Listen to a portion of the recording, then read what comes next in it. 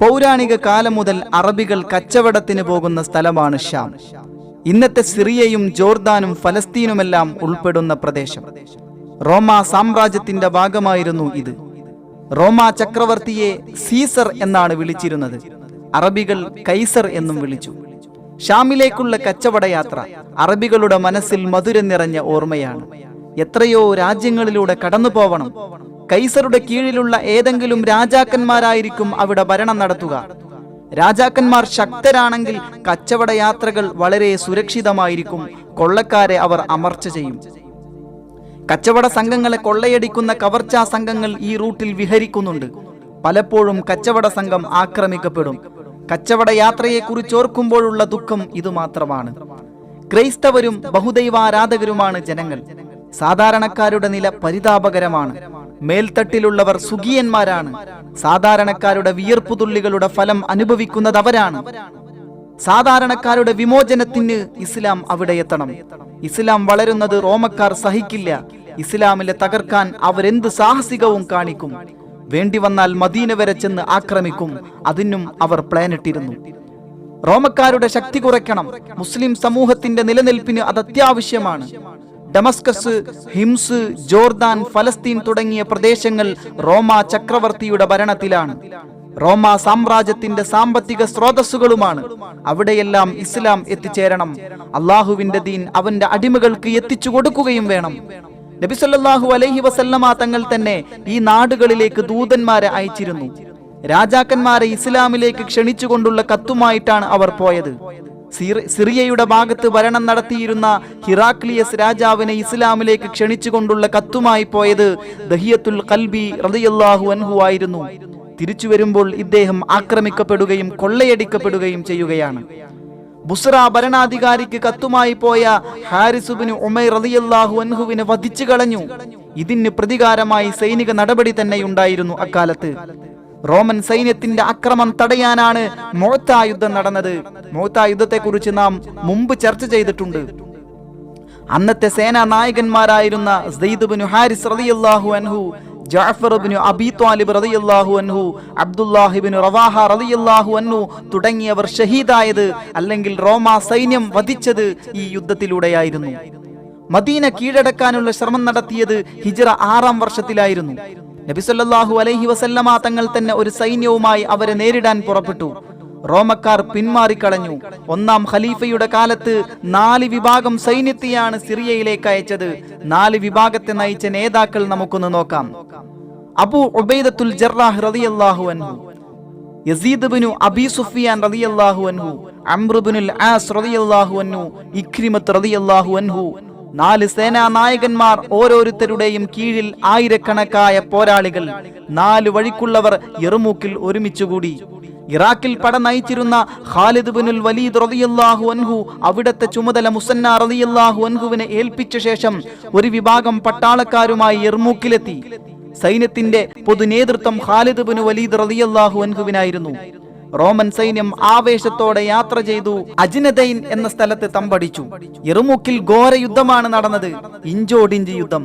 3000 മുസ്ലിം യോദ്ധാക്കൾ ഷഹീദായി എന്ന് പറയുമ്പോൾ തന്നെ യുദ്ധത്തിന്റെ ശൗര്യം എത്രത്തോളമായിരുന്നുവെന്ന് ഊഹിക്കാമല്ലോ. വധിക്കപ്പെട്ട റോമക്കാരുടെ എണ്ണം ഇതിന്റെ എത്രയോ ഇരട്ടിയായിരുന്നു. മുസ്ലിങ്ങൾ വിജയം നേടി. യർമൂക്ക്, അജ്നദൈൻ പ്രദേശങ്ങൾ സംരക്ഷിക്കാൻ ബഷീർ ഇബ്നു സഅദ് ഇബ്നു ഉബൈ റളിയല്ലാഹു അൻഹുവിനെ ചുമതലപ്പെടുത്തി മുസ്ലിം സൈന്യം ഡമസ്കസിലേക്ക് മാർച്ച് ചെയ്യുകയാണ്. മനോഹരമായ ഡമസ്കസ് പട്ടണം, പച്ചപിടിച്ച കൃഷിയിടങ്ങൾ, പഴങ്ങൾ വിളഞ്ഞു നിൽക്കുന്ന തോട്ടങ്ങൾ, നൂറ്റാണ്ടുകളുടെ പഴക്കമുള്ള ഗാംഭീര്യമുള്ള കെട്ടിടങ്ങൾ, തണൽ പരത്തുന്ന വൻ വൃക്ഷങ്ങൾ, എന്തെല്ലാം പ്രകൃതി ദൃശ്യങ്ങൾ. പ്രധാന നഗരങ്ങളിലെല്ലാം റോമക്കാർ കൊട്ടാരങ്ങളും കോട്ടകളും നിർമ്മിച്ചിട്ടുണ്ട്. എല്ലായിടത്തും സൈനിക താവളങ്ങളുമുണ്ട്. ലോകശക്തിയാണ് റോം. അതിനെ നേരിടാൻ സാധാരണ നിലയിൽ ആരും ധൈര്യപ്പെടാറില്ല. ശത്രുഭാവം അവർക്കില്ല. ഇപ്പോഴിതാ മുസ്ലിം സൈന്യം വെല്ലുവിളിക്കുന്നു. ഹിംസിലെ കൊട്ടാരത്തിലാണ് ഹിറാക്ലിയസ് ചക്രവർത്തി ഇപ്പോഴുള്ളത്. അവിടെ നിന്ന് ഒരു വൻ സൈന്യത്തെ ഡമസ്കസിലേക്ക് അയച്ചു. ഡമസ്കസ് കോട്ടയ്ക്ക് 7 വാതിലുകളുണ്ട്. റോമൻ പട്ടാളക്കാരും പൊതുജനങ്ങളും കോട്ടയിലാണുള്ളത്. കോട്ടവാതിലുകളെല്ലാം അടച്ചുപൂട്ടി. കോട്ടയ്ക്ക് ചുറ്റും ആഴവും വീതിയുമുള്ള തോട് നിറയെ വെള്ളം. ആർക്കും അകത്ത് കടക്കാനാവില്ല. കോട്ട ഉപരോധിച്ചു. കോട്ടയ്ക്കുള്ളിൽ നിന്ന് പുറത്തിറങ്ങാൻ വയ്യ, പുറത്തുള്ളവർക്ക് അകത്ത് കടക്കാനും വയ്യ. നഗരത്തിലെ മിക്കവാറും വീടുകൾ ഒഴിഞ്ഞുകിടക്കുകയാണ്. പട്ടാളക്കാർക്ക് അതിൽ കയറി താമസിക്കാം. കോട്ടയുടെ ഓരോ വാതിലിന് മുമ്പിലും സൈന്യാധിപന്മാർ നിലയുറപ്പിച്ചു. ഏത് വാതിൽ തുറന്നാലും യുദ്ധം തുടങ്ങും. പ്രധാനപ്പെട്ട ഗേറ്റിന് മുമ്പിൽ ഖാലിദ് ഇബ്നുൽ വലീദ് റളിയല്ലാഹു അൻഹു നിലയുറപ്പിച്ചു. അതിനടുത്തുള്ള മാടം ഒഴിഞ്ഞുകിടക്കുന്നു. അവിടെ താമസമാക്കുകയും ചെയ്തു. ദിവസങ്ങൾ മാസങ്ങളായി മാറിയപ്പോൾ കോട്ടയിലെ സൈന്യത്തിന്റെ ആവേശം തണുത്തു. സൈന്യാധിപനായ ബാഹാൻ പട്ടാളക്കാരെ ആവേശം കൊള്ളിക്കാൻ ശ്രമിക്കുകയായിരുന്നു. ശൈത്യകാലം വരികയാണ്. കൊടും തണുപ്പ് സഹിക്കാനാവാതെ മുസ്ലിങ്ങൾ ഡമസ്കസ് വിടും. നേതാക്കൾ അനുയായികളെ അങ്ങനെയാണ് ആശ്വസിപ്പിച്ചത്. ഇതിനിടയിൽ ഹിറാക്ലിയസ് രാജാവ് വലിയൊരു സഹായ സൈന്യത്തെ ഡമസ്കസിലേക്ക് അയക്കുകയാണ്. ചാരന്മാരിലൂടെ ഇക്കാര്യം നേരത്തെ അറിയാൻ മുസ്ലിം സൈന്യാധിപന് കഴിഞ്ഞു. വഴിയിൽ വെച്ചു തന്നെ മുസ്ലിം സൈന്യം സഹായ സൈന്യവുമായി പടപൊരുതുകയാണ്. ഐക്യത്തോടും ദൃഢനിശ്ചയത്തോടും കൂടിയുള്ള മുസ്ലിം സൈന്യത്തിന്റെ ശക്തമായ ആക്രമണം നേരിടാനാവാതെ സഹായ സൈന്യം പിന്തിരിഞ്ഞോടിപ്പോയി. കോട്ടയിൽ ഈ വാർത്ത നടുക്കവും നിരാശയും ഉണ്ടാക്കി. ഈ ഗുരുതര ഘട്ടത്തിലാണ് ഒന്നാം ഖലീഫ അബൂബക്കർ സിദ്ദീഖ് റളിയല്ലാഹു അൻഹു വഫാത്തായത്.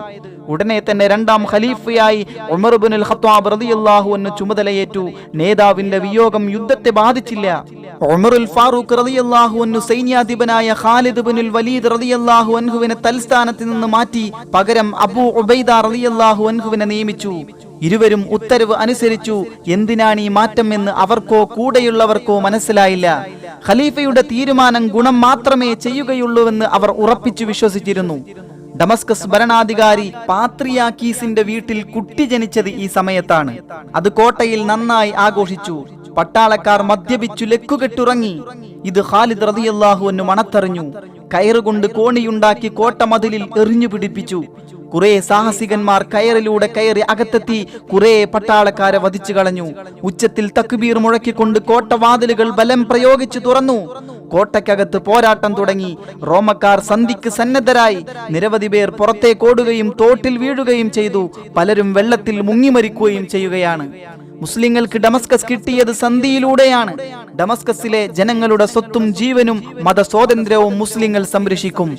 അതിന് പകരമായി ചെറിയ തോതിൽ ജിസിയ നൽകേണ്ടി വരും. ഡമസ്കസ് ഉപരോധത്തിൽ പങ്കെടുക്കാൻ ഇറാഖിൽ നിന്ന് വന്ന സൈന്യത്തെ മടക്കി അയച്ചു. അവരുടെ സൈന്യാധിപൻ ഹാഷിം ഇബ്നു ഉത്ബത്ത് റളിയല്ലാഹു അൻഹു ആയിരുന്നു. യുദ്ധം മുതലായി കൈവന്നത് വമ്പിച്ച സമ്പത്താണ്. സ്വർണ്ണാഭരണങ്ങളും രത്നങ്ങളും മറ്റനേകം വസ്തുക്കളും കിട്ടി. അവയൊന്നും മുസ്ലിം മനസ്സുകളെ സ്പർശിച്ചില്ല. മരണവും പരലോകവുമാണ് അവരുടെ കൽബിലുള്ളത്. അവയെല്ലാം നാട്ടുകാരായ സാധാരണക്കാർക്കും അല്ലാത്തവർക്കും വീതിച്ചു കൊടുത്തു. സന്തോഷം കൊണ്ടവർ പരിസരം മറന്നു. പരപ്രേരണയില്ലാതെ ജനങ്ങൾ ഇസ്ലാം മതം സ്വീകരിച്ചു കൊണ്ടിരുന്നു. മനുഷ്യവർഗത്തിന്റെ വിമോചനമാണ് ഇവിടെ ലോകം കണ്ടത്. ഡമസ്കസ് ഇളകിമറിയുകയാണ്. ആവേശ തള്ളിച്ചയിലാണ്. കോടിക്കണക്കിന് ദീനാർ വില വരുന്ന സ്വർണവും രത്നങ്ങളും മറ്റു വസ്തുക്കളും പൂർണ്ണ മനസ്സോടെ നാട്ടുകാർക്ക് വീതിച്ചു കൊടുത്തത് കണ്ടപ്പോൾ ജനങ്ങൾ നെട്ടിപ്പോയി ഇളകിമറിയുകയാണ്. ആവേശ തള്ളിച്ചയിലാണ്. കോടിക്കണക്കിന് ദീനാർ വില വരുന്ന സ്വർണവും രത്നങ്ങളും മറ്റു വസ്തുക്കളും പൂർണ്ണ മനസ്സോടെ നാട്ടുകാർക്ക് വീതിച്ചു കൊടുത്തത് കണ്ടപ്പോൾ ജനങ്ങൾ നെട്ടിപ്പോയി. ആ വസ്തുക്കളിൽ നിന്ന് യാതൊന്നും തന്നെ മുസ്ലിങ്ങൾ എടുത്തിട്ടില്ലെന്നും അവർക്കറിയാം. ഇവർ തന്നെയാണ് ദൈവത്തിന്റെ ആളുകൾ. ആയിരക്കണക്കായ നവ മുസ്ലിങ്ങൾ മുസ്ലിം സൈനികരുടെ ജീവിതം കണ്ട് പഠിക്കുകയാണ്. അവർക്കിടയിലെ സ്നേഹവും വിശ്വാസവും പരസ്പര സഹായം, അള്ളാഹുവിലുള്ള അചഞ്ചലമായ വിശ്വാസം, നബി സല്ലല്ലാഹു അലൈഹി വസല്ലമ തങ്ങളോടുള്ള നിഷ്കളങ്കമായ സ്നേഹം, അള്ളാഹുവിന്റെ ഹിതത്തിനു വേണ്ടി ജീവൻ നൽകാനുള്ള സന്നദ്ധത, വിശുദ്ധ ഖുർആൻ പാരായണത്തിലുള്ള അതീവ താല്പര്യം, പാതിരാത്രിയിലെ പ്രാർത്ഥനകൾ, പ്രാർത്ഥിക്കുമ്പോഴുള്ള തേങ്ങലുകൾ, പൊട്ടിക്കരച്ചിലുകൾ, മഹത്തായ സമർപ്പണം, യുദ്ധമുഖത്തെ ധീരത, ശൗര്യം, രക്തസാക്ഷിയാവാനുള്ള ധൃതി, ശത്രുവിനെ തകർക്കാനുള്ള കുതിപ്പ്, എല്ലാം പുതിയ കാഴ്ചകളാണ് അവർക്ക്, പുതിയ അനുഭവങ്ങളാണ്. നവമുസ്ലിങ്ങൾ ദൃഢമായ തീരുമാനമെടുത്തു കഴിഞ്ഞു. ഇനി തങ്ങളുടെ ജീവിതവും ഇതുപോലെയായിരിക്കും. ഇത് തന്നെയാണ് ഏറ്റവും മികച്ച ജീവിത മാതൃക. അങ്ങനെ ഉമർ ഇബ്നുൽ ഖത്താബ് റളിയല്ലാഹു അൻഹുവിന്റെ കാലത്ത് എത്ര പ്രദേശങ്ങളിലാണ് ഇസ്ലാം വ്യാപിച്ചത്. ആ വ്യാപനത്തെ, ആ ചരിത്രങ്ങൾ അടുത്ത ഭാഗത്തിൽ